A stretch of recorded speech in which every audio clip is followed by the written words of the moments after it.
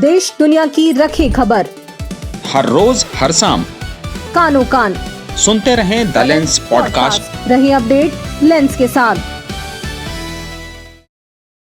नमस्कार, आज तारीख है 5 फरवरी दिन गुरुवार। मैं हूं अरुण पांडे। आप सुन रहे हैं द लेंस का न्यूज पॉडकास्ट राउंड अप, जहां होंगी खबरें देश दुनिया की और आखिर में होती है खबर खास। खबरों की शुरुआत करते हैं देश के संसद में हुई आज की कार्यवाही से। आज राज्यसभा में पीएम नरेंद्र मोदी ने बजट सत्र में राष्ट्रपति द्रौपदी मुर्मू के अभिभाषण पर धन्यवाद प्रस्ताव भाषण दिया। हंगामे के बीच शुरू हुए उनके भाषण के दौरान ही विपक्षी सांसदों ने वॉकआउट कर दिया, लेकिन इससे अधिक चर्चा इस बात की रही कि लोकसभा में राष्ट्रपति के अभिभाषण पर धन्यवाद प्रस्ताव पीएम मोदी के भाषण के बगैर ही स्पीकर ओम बिरला ने ध्वनिमत से पारित करा दिया। लोकसभा में पीएम मोदी की गैर मौजूदगी को लेकर मीडिया में खबरें चलने लगी। इन खबरों पर लोकसभा में स्पीकर ओम बिरला ने 3 बजे मुहर लगाई और बताया कि प्रधानमंत्री के साथ अप्रत्याशित घटना हो सकती थी। इस वजह से उनके ही आग्रह पर पीएम सदन में नहीं आए। लोकसभा में पीएम मोदी का शाम 5 बजे का समय तय था, लेकिन शोर शराबे के बीच कार्यवाही दिन भर के लिए स्थगित करनी पड़ी। बीजेपी सांसद मनोज तिवारी ने आरोप लगाया कि विपक्षी सांसद पीएम की सीट पर चढ़ गए और महिला सांसदों ने उनकी कुर्सी घेर ली। कांग्रेस ने उनके इस दावे का खंडन किया और कहा कि इसमें कोई सच्चाई नहीं है। साथ ही आश्चर्य जताया कि महिला सांसद प्रधानमंत्री पर हमला करने की साजिश कैसे रच सकती हैं। ऐसा लगभग 22 साल बाद हुआ है जब पीएम का भाषण नहीं हो पाया। इससे पहले 2004 में तत्कालीन पीएम मनमोहन सिंह का भाषण भी नहीं हो पाया था और 1998 में अटल बिहारी वाजपेयी के समय भी ऐसा ही हुआ था। उधर बिहार में फिर से विधानसभा चुनाव कराने की मांग उठने लगी है। यह मांग उठाई है प्रशांत किशोर ने। उनकी पार्टी जनसुराज ने बिहार में नवंबर 2025 में हुए विधानसभा चुनाव के नतीजों को चुनौती देते हुए सुप्रीम कोर्ट में याचिका दाखिल की है। उनका आरोप है कि चुनाव के दौरान सरकार ने महिलाओं को 10,000 रुपए ट्रांसफर किए, जो नियमों के खिलाफ था और वोट प्रभावित करने की कोशिश थी। एनडीए ने 243 में से 202 सीटें जीती, जबकि इंडिया गठबंधन को मात्र 35 सीटें मिली।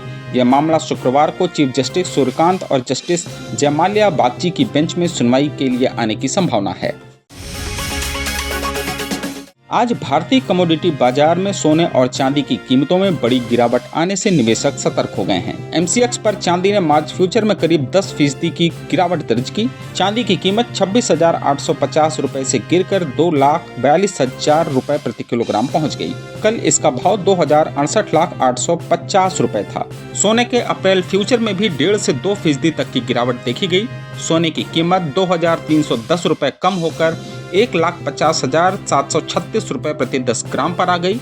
हालांकि दिन में कुछ सुधार के साथ यह 1,53,594 रुपए तक पहुंची थी। यह गिरावट वैश्विक बाजारों में कमजोरी और मजबूत अमेरिकी डॉलर की वजह से हुई है। विशेषज्ञों का कहना है कि यह गिरावट अस्थायी करेक्शन हो सकती है और लंबी अवधि में इन धातुओं में तेजी का रुझान बना रह सकता है। उधर मेघालय के ईस्ट जेंतिया हिल्स जिले के सुदूरवर्ती इलाके में एक अवैध कोयला खदान में डायनामाइट विस्फोट होने से कम 10 मजदूरों की मौत हो गई और एक गंभीर रूप से घायल हो गया।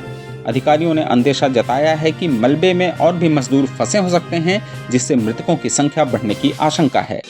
मीडिया रिपोर्ट में बताया गया है कि पहाड़ी पर अवैध खनन किया जा रहा था, जिसमें सुरक्षा मानकों की अनदेखी की गई थी। इससे पहले 23 दिसंबर 2025 को भी थांगास्को गांव में भी एक विस्फोट हुआ था, जिनमें 2 खनिकों की जान चली गई थी। अब खबर क्रिकेट से। पाकिस्तान क्रिकेट टीम के कप्तान सलमान अली आगा ने साफ किया है कि भारत के खिलाफ T20 वर्ल्ड कप का मैच नहीं खेलने के फैसले में उनका हाथ नहीं है। यह फैसला पाकिस्तान सरकार ने लिया है और वे इसका सम्मान करते हैं।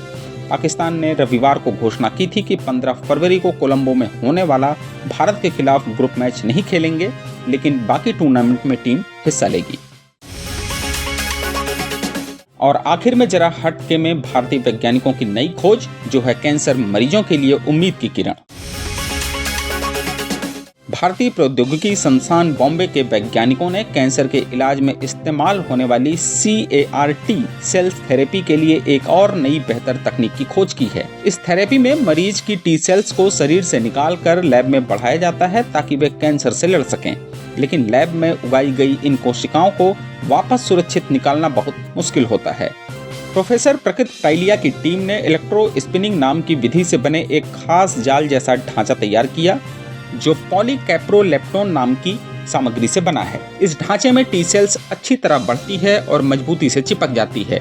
जब इन्हें निकालने की बात आई तो तेज एंजाइम ट्रिप्सिन से कई कोशिकाएं खराब हो जाती थीं, लेकिन हल्के एंजाइम ऑक्यूटेज का इस्तेमाल करने से ज्यादा कोशिकाएं जिंदा और स्वस्थ बच गईं।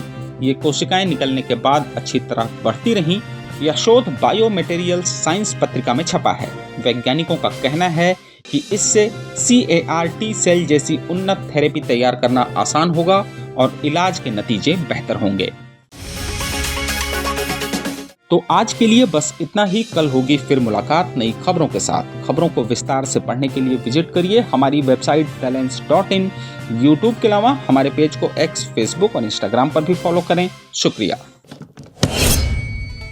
देश दुनिया की रखे खबर हर रोज हर शाम कानो कान सुनते रहें द लेंस पॉडकास्ट। रहे अपडेट लेंस के साथ।